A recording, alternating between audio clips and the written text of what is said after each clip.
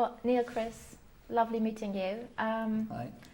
First of all, 25 years in the industry. Did you ever think, when you first started out, that you could become one of Britain's most influential pop acts?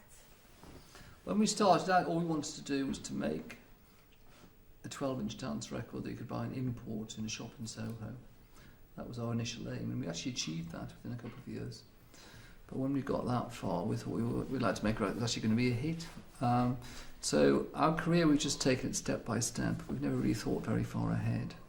In fact, until we got the Brit Award recently, it hadn't actually occurred to us it was 25 years since our first record came out. So we didn't really think like that. But it is sort of amazing it's been so long. And again, we don't really think about being influential, if we have been, which I'm not totally convinced we have been. But it's all passed very quickly, and it's been a pretty amazing period of one's life. Well, receiving the outstanding contribution for music does somewhat guess that you are some sort of influential. I mean, is that receiving such an award? Is that somehow different to receiving other awards? Just for a single or an album. Well, yeah, 'cause it's a recognition of a career. I wouldn't say career, are you really? What is a career? Another word for career. Because you don't say musical career, it sounds like a job. But anyway, it's a recognition that you've been around for a bit, whereas, an award for a single album is quite good because it's just for that specific piece of work, so it's quite nice to get an award for that as well at some point. I don't think that this award means that it's all over. Well, hopefully it doesn't anyway. So it does make you proud, obviously, to be recognised. Well, pride does not come before a fall. It's a nice feeling, yes. Okay, leave it by that. And obviously, over 25 years, a lot has changed. You've changed. How has that? If you kind of think back, the early days to is it still as in the wild days, or have you obviously you've matured, done differently? I don't think we've changed that much as people, really. We still write songs in the same way. Sorry, tape issue. Okay. Okay. I don't think we changed that much as people. We still write songs the same way.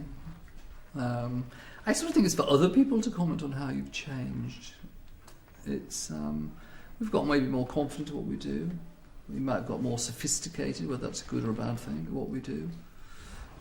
We still enjoy it a lot. I mean, really, our impetus is the same now as it was 25 years ago, which is the sort of creative fun of writing songs and making records. But you're still kind of, when you first start out, you have all these, youthful things, in mind. And do you feel now that, because when I'm talking to other bands, been in the industry for 20 years, it does calm you down a little bit, or do you still feel like you're still in full force, full swing? I think we feel pretty energetic about it. I don't think it's a case of calming down or not calming down. We work very hard. We're always working. We've just finished this album. We're writing a ballet at the moment as well. We do other projects outside pop music. That's our life. Speaking of the album and the new single, just tell me about it. What can we expect? Well, we went into the studio and we found that we were writing a lot of pop songs, and so we approached Xenomania to work with them. We've written 3 songs with them on the album, and also a full song appeared on the Girls Aloud album, which was their single actually, Loving Kind, and they're really uplifting, euphoric pop songs. Those sound very contemporary, working with Xenomania. They're electronic, but they've also got lots of other instruments. Johnny Marr plays on 5 of the tracks. You also get some sort of moody and more atmospheric songs towards the end of the album, and it's a great pop album, really. What's your favourite track on the album? It's difficult to say. I've got a favourite track. There's a very I like the next single, which is called All Over the World. It's got a very euphoric chorus. Do you want to tell me about the single? It's a song. It's about love songs. That's why it's called All Over the World. Just about the same songs all over the world. How these love songs have meaning for everyone all over the world. but just whether musically it goes into the chorus is very, very euphoric and makes you feel happy. The same way like Viva La Vida by Coldplay makes you happy. You've made a video for the new single to promote, which is it's kind of interesting to watch. Can you just explain what's happening in the video? The video is made by a director called Han Hugebruger, who's an artist and he makes videos and things. And it's an animated video. Me and Neil are our heads are on space hoppers, and because the track's very bouncy, and we bounce all the way through the video in time to the music. And it's sort of based on a sort of early 90s sort of computer game. There are different levels, you know, a bit like Sonic the Hedgehog sort of thing. And actually there's a bit with Pac-Man comes in it, which is great. And it expresses the lyrics quite specifically, actually, visually. So it's humorous, but it's also very clever, and it's all animated. It's actually all drawn, so it's you get the lip sync and everything. But it didn't actually take us very long. It took us about 5 minutes to shoot out of it, but then I think he probably spent months working on it afterwards. Very time efficient. Did you kind of come up with the idea, or was it actually the art team who thought about that, or how were you creatively? Well, we liked his work, and one of the things we'd already seen by him was these space hoppers dancing, and so I think we might have suggested that to him, but then he went away and developed the idea. Yeah, I mean, you're just pointing out that it's kind of early 90s, gaming characters that you kind of resemble. You two, are you gaming fans or? No, I was when I was at university. I remember when, because I'm from Blackpool, I remember when the first Space Invaders appeared in the amusement arcades on Blackpool Pleasure Beach, and we all used to play on those, and then all the way through university I used to spend a lot of time skiving off playing computer games, anything not to do the work really. But then when it moved on to computer consoles, I sort of kind of stopped a bit then. But actually I do like those games where you shoot a load of ghouls coming towards you. You know those ones? And also that dancing one's quite difficult. Is it the Wii? No, there's a pan you have to do all that. But I haven't got a Wii or anything like that. Would you I'd rather play tennis than do this, but I know a lot of people actually prefer the Wii, don't they? Haven't you played on the Wii? Well, my nephew and niece have got one. So what But game? have you had a go on it? I can never be bothered. Can't. Yeah. It's funny, my nephew is like 8 years old. And I said, which one should we play? He says, well, I think it better be an easy one for you. I said, can't we play this one? And we started playing. He says, I told you we should have played an easy one. And I lose interest. Can't be bothered. I think I like more analog games like table tennis, stuff like that. Yeah. Skiing for real, I think I prefer the real world to the virtual world. Yeah, I'm absolutely with you on that. We just talked about Xenomania, working with Girls Aloud. You've written some songs about it, on their album. You also featured on The Loving Kind. No, we when we were working with Xenomania, we wrote 4 songs with them, and one of the songs we didn't record ourselves. We gave it to Girls Aloud, but we weren't otherwise involved in the recording. It was Xenomania produced it. But it was great to write. We've written a song for Girls Aloud because they're a classic British girl band, and also it was their 20th top 10 hit, so that was quite an honour as well. Also, I think I really like the song. Well, you're involved in quite a lot of hits anyway. Speaking of Girls Aloud, very successful band who've come through, a TV contest, talent show. What do you guys, it's very recent, like in pop history, or like in the recent pop history, that lots of pop acts come through talent shows. What do you make of shows like The X Factor or Pop Idol? I think all these shows like X Factor are TV shows, they're a competition, which are quite good television. I don't actually there's that many groups really come through them. There's 1 or 2. Will Young. I think anyone who's going to survive does it themselves. Will Young, I think, has taken over his own career. Girls Aloud had a hit, and then they sacked their managers, and they've made all their big decisions themselves. I know that, for instance, on this album they chose the first single themselves. So I think really you've got to prove yourself as an artist. It's a way of getting started, but there's loads and loads and loads of people falling by the wayside. I mean, think of the hours and money that's been spent on all these television shows, and the handful of artists. You couldn't even fill one hand with the artists that come from it. So it's not really about music; it's about television.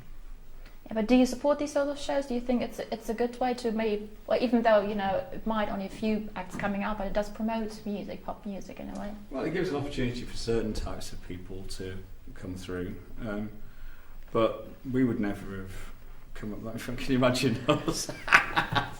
And we'd mope out there and go, what are we going to do? Oh, I can't be bothered, I'm not doing it. I think it promotes a very limited, formulaic view of pop music, really.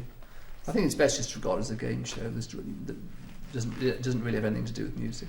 I mean, Leona Lewis, it turns out, I didn't realise until we visited the Brit School, she went to that. So, I mean, she obviously used the X Factor as a way of getting somewhere that she might not otherwise had access to. So, I think it's quite fun to watch it. I only watched one series, the last series, because we met Cheryl Cole and I wanted to see what she was like as a judge. Just quick, would you ever be a judge on any of these shows? No. No. Okay. no, but wouldn't we? I think we'd quite like to be the theme for the day. I'd quite like that, where they all sing Pet Shop Boys songs, and then we give a go along and sit at a masterclass. piano and tell them, what to do, all that business. I'd quite like to do that. And if you're ITV, aren't you? Ish. I'll tell them. I'll Yeah, call them could right you? away when I get back. With Simon. Quickly, you're an art band. You've done a musical. Now you're working on a ballet. How did that come about? Came about to the ballet because we know a ballet dancer called Yvonne Poutrov, who's the principal dancer at the Royal Ballet, and he asked us to write a short ballet for him because he'd been offered a slot at Sadler's Wells Theatre in London, which has been... Okay. All right. Okay. So we have to do the quiz The now. fun bit. It'll The probably fun get bit. cancelled. Something Yeah, else. it won't happen. We've done all the Right, press but- for it. Okay, guys. Since we don't have a buzzer here, we thought you can't just shout in. There has to be some civilization here. No. If you want to say something, you have to say Pat, and you have to say No. No. Sure. No? We'll do me. Okay, Hands then up. No, we're not doing that. answer. I won't know the answer anyway. Just You ask will. the questions. Okay, I'll ask the questions, and we'll be fine. So It's whoever very answered it simple. first. Okay. First question: who was the lead singer of Culture Club? Boy George. Hey, I'll let you have that, yeah. Okay. But how many questions are there first? 10 questions. I'm going to Okay. be really quick.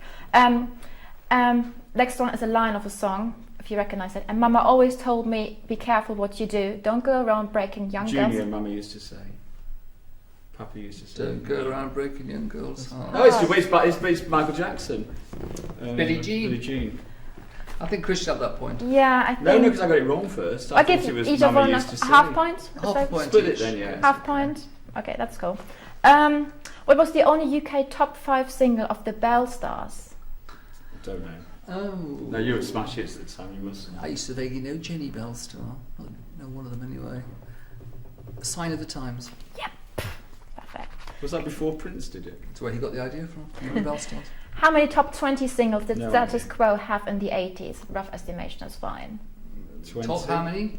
How many Top- top 20 singles did Status Of the Quo 80s? in the 80s? 1. 9.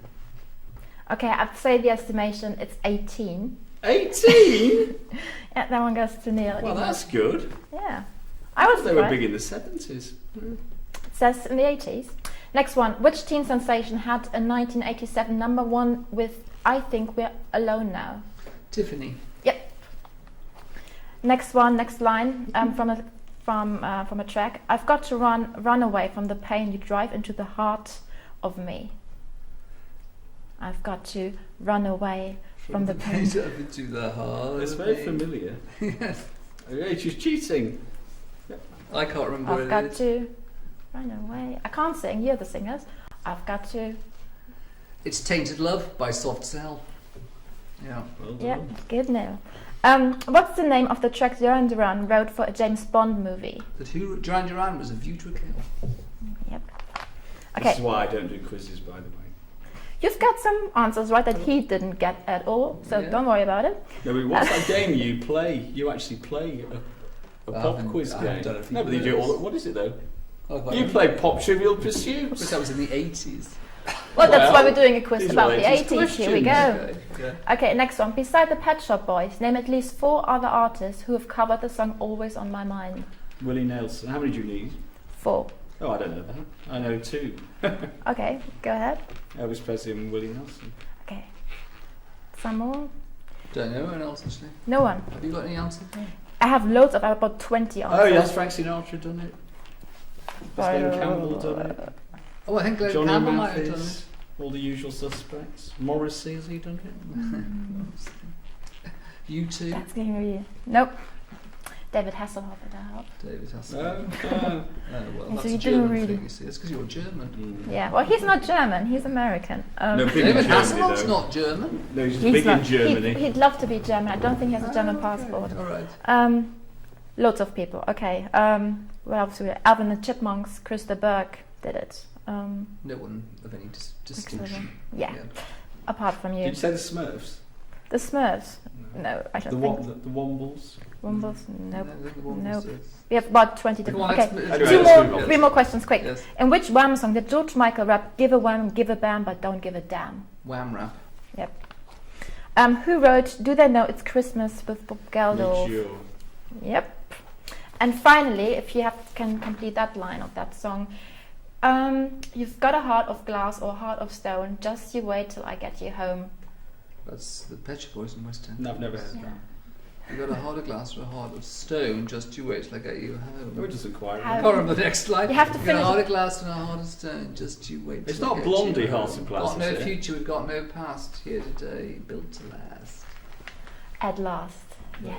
Thank you very much, Thank guys. you. And what does the winner get? What was the final score? Well, We know what the the score- final we score know was the scores actually on the the door are. Let's just have the final score. Okay, we have the Neil, final you're score. an 80s expert. Okay. Was it all about the Um, 80s though? yeah. What? I would. Oh, that's great. I didn't realise. Right, yeah. 5, I was more of a 6.5, 90s 6.5. person. Neil got 7.5. Chris got 2. 2.5. 2.5. Well, I've never Seven. claimed to be any good at knowledge. Well, you know more than Is you he thought good you at were knowledge? at the beginning. So You're good at physics though. Yeah. next time I'll give you a Knowledge, physics very quiz. overrated.